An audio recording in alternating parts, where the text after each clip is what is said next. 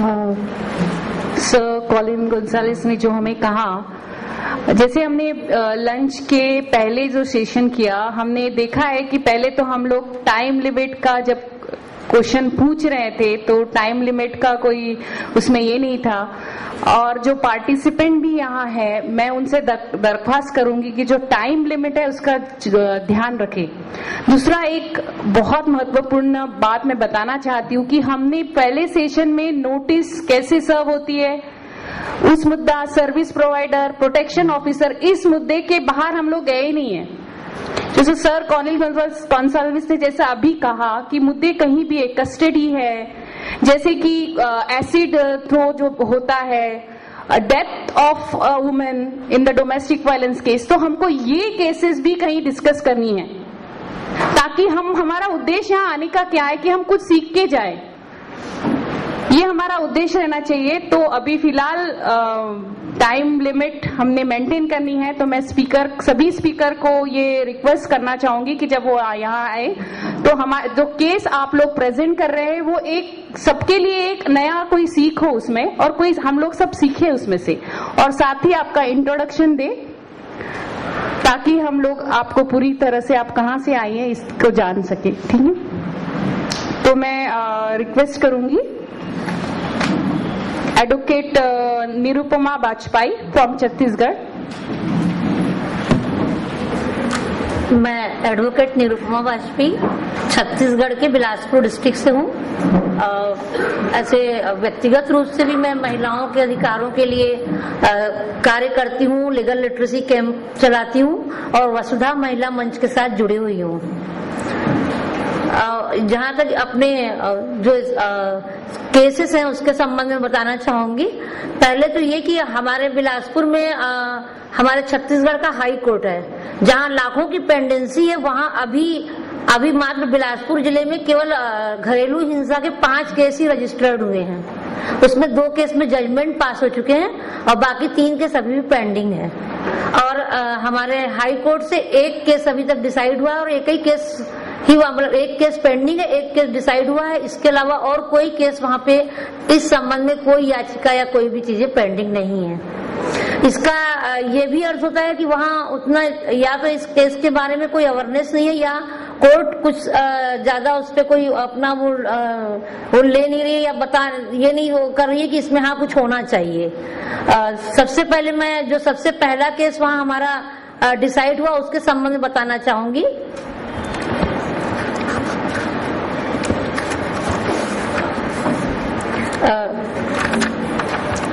वो एक महिला का केस है, हेमबाई, जिसने अपने पति से अपने बच्चे के लिए जो उसके 5 साल के बच्चे को भी रखा हुआ था और एक दूसरी महिला के साथ रह रहा था और इसको उस घर से निकाल दिया था, और जो घर का जो पट्टा संयुक्त रूप से इसके नाम था उससे भी इसको बेदखल करके और उसमें रह रहा था।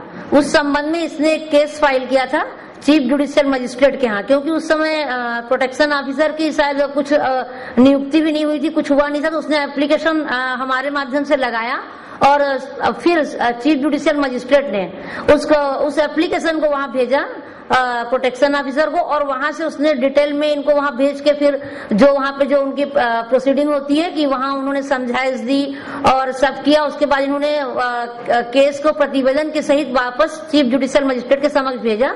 वहां पे नोटिस हुई और नोटिस के बाद केस में सभी मतलब पूरी प्रोसीडिंग हुई, वहां गवाही भी ली गई, सब लिया गया। लेकिन जैसे ही उसने रिप्लाई दिया, इसमें नोटिस तो सर्व हुई, वो रिप्लाई भी फाइल किया, लेकिन बाद में वो उसमें अपीयर नहीं होने के कारण इसमें एक्सपायरिटी ऑर्डर पास किया गया। एक्सपायरिटी ऑर्डर पास करने के बाद जब उसका कंप्लायंस नहीं हुआ तो अभी मतलब 15 तारीख को है, 15 को उसने फिर थाने उस महिला को लेके गए कि उसका कंप्लायंस तो हुआ नहीं, उसको कोई संरक्षण नहीं मिला, उसको उसके कोई भी कोर्ट के आदेश का पालन नहीं हुआ। तो हमने सीजेएम के यहाँ फिर से एप्लीकेशन मूव किया, तो सीजेएम ने जो उनके जो थाना होते हैं थाना इंचार्ज को फिर से डायरेक्शन दिया कि उसको उसके खिलाफ एक इसके घरेलू हिंसा का एक केस रजिस्टर करके कि जिसमें बाद में अगर कंप्लायंस न हो तो उसे अरेस्ट कर, उससे फिर कार्यवाही होती है और 1 माह तक की सजा होती है। उसकी प्रोसीडिंग स्टार्ट की और 15/12 को उन्होंने एक ऑर्डर शीट दी कि थाने से प्रतिवेदन आए, और 18 तारीख को अभी हम आ रहे थे तो 18 तारीख को उसको अरेस्ट करके कोर्ट में प्रस्तुत किया गया था। ये एक केस है। दूसरा केस अभी पेंडिंग है, मंजू तिवारी, और उसके ससुर के खिलाफ उसने लगाया, विडो है, और उसने ससुर ने उसके हस्बैंड के सभी इंश्योरेंस का जितनी जो पॉलिसी होती है उसके सबके पैसे रख लिए, पॉलिसी रख ली, और इसको घर से निकाल दिया बच्चे के साथ। और बाद में किसी तरह वो घर में रह भी रही है तो एक किराएदार की हैसियत से रह रही है, जहां वो 3000 रुपए उसको पेमेंट कर रही है अपने ससुर को। तो उसका भी केस अभी ये पेंडिंग है, अभी इसमें कोई जजमेंट पास नहीं हुआ है। छत्तीसगढ़ हाईकोर्ट में जो एक जजमेंट पास हुआ है वो AIR में रिपोर्टेड केस है। इसमें 2008 में रिपोर्टेड है AIR पेज नंबर 1 में। इसमें नीतू सिंह वर्सेस सुनील सिंह ने एक फैमिली कोर्ट के अगेंस्ट फर्स्ट अपील फाइल की थी, लेकिन ये अपील भी हाई कोर्ट से भी डिसमिस हो गई, क्योंकि हाई कोर्ट ने भी ये माना कि नहीं, पहले वही जुडिक्शन और पहले के जो केसेस हैं वो इसमें आएंगे कि नहीं आएंगे, इन सबको डिसाइड करके उसने फैमिली कोर्ट के उस डिसीजन को मान लिया और इसकी अपील को खारिज कर दिया। तो ये केस है, इसमें जुडिक्शन और फिर ऐसा लगता है कि अगर ये कागजी है, केवल जो चीजें लिखी गई हैं कि इसको प्रोटेक्शन ऑफिसर और ये पुलिस ऑफिसर और मजिस्ट्रेट और फैमिली कोर्ट ये सब जो इसका ये करने वाले हैं, इसमें जो इसको प्रोटेक्शन देंगे, जब यही नहीं दे रहे तो फिर घर परिवार कहाँ से देगा जिसके खिलाफ वो वहां पर आई है। तो ऐसा हमारा मानना है कि कोर्ट को भी मानवीय रुख अपनाना चाहिए इसमें। और फैमिली कोर्ट का नाम ऐसा लगता है फैमिली कोर्ट ना हो, क्योंकि फैमिली कोर्ट में जैसा चलता है कि जनरली वो बोलते हैं कि बस कंप्रोमाइज कर लो, हो गया, और कोई ऐसी रेमेडी नहीं मिलती कि हाँ वाकई में उसको ऐसा लग रहा है कि वो सुरक्षित है या सुरक्षा दी जा रही है। तो बस ये मेरा कहना है। धन्यवाद। Advocate Saroj Agarwal from Jharkhand. Brother, come to experiences in UP first session.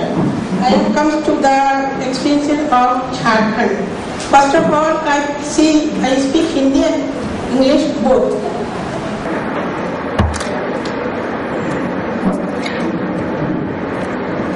I am the advocate Jharkhand High Court until 1995. First of all, the domestic violence will be start by the birth of the domestic violence. Domestic violence का birth क्यों हुआ, ये तो first of all हमको जानना ही होगा। In the ancient time womens was given place of the god because womens give birth of the nourishment of the child and without womens and work can not think the generate of head. Womens at head been classified into daughter, daughter in law, mother, but womens always suffer from domestic violence. Daughter is being crossed by being of the daughter. Daughter is suffering in the law of violence. In the mother was suffer from the various kind of the domestic violence. Moreover, women is treated as a second-class citizen of the India. They are the back seat from of the men. Though half of the world population of the women still suffer from 21st century on days. The course of discrimination of women comparing 66% word of illiteracy. First of the beginning birth of the domestic violence due to the illiteracy of the women of in the comparison 166% of the women and 70% of the world population. There were problems inspired the establishment justice equality of the social order where nobody to subject to violence and torturing very variety of regions. In fact, violence against women is manifesting historical unequal power of relationship between men and women. It is the conditional responsibility is not natural born by the biological determination of the recorded data. Last few stated minimum showed finding a single relationship with dispatch violence against the woman. The old days violence against women were a request and relevant atmosphere, ignorance of the freedomness, and today violence against women is starting in the Jharkhand. And Jharkhand, many societies is work of the domestic violations and against work protection, Mahila Thana, Dowry Advisory Cell, and Superintendent of Police, Mahila Battalion Headquarters State Women Commission will be work done by the protection of domestic violence organizations.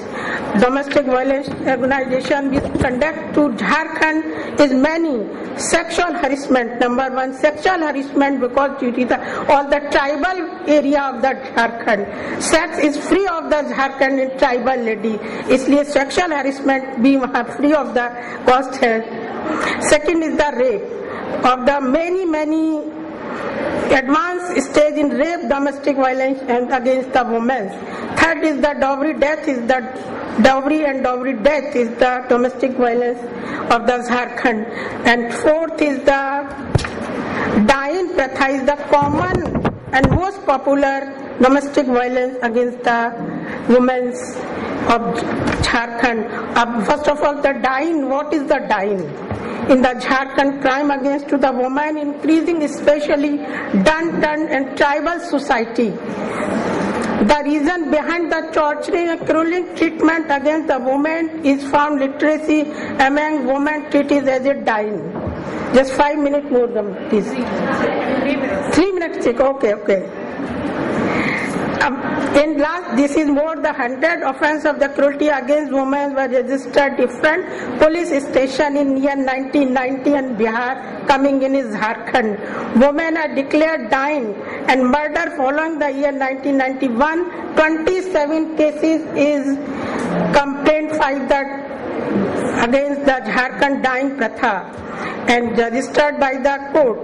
And graphic increase the 1990 to just double 56 of the dying against the dying, and the increased number of cases increase in 95 to 2010.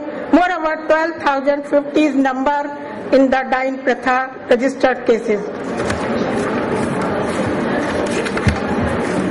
Chart of the Jharkhand in domestic violation against the age of between 15 to 19 years of the age. Women's 3.5% is sufferers to the 15 to 19 years of the ladies, and age 20, 29, 21.4% ladies suffer is the domestic violence against the women. 30 and 39%, age is 30 and 39, 26.6% is ladies suffer is 40 and 45, age of 40 and 49, 17.6%, and age of 5 of the marriage and between 5 to 9 marriage is 9.2%. After 10 years of marriage, 24.4% is suffer of the marriage and domestic violence against the Jharkhand.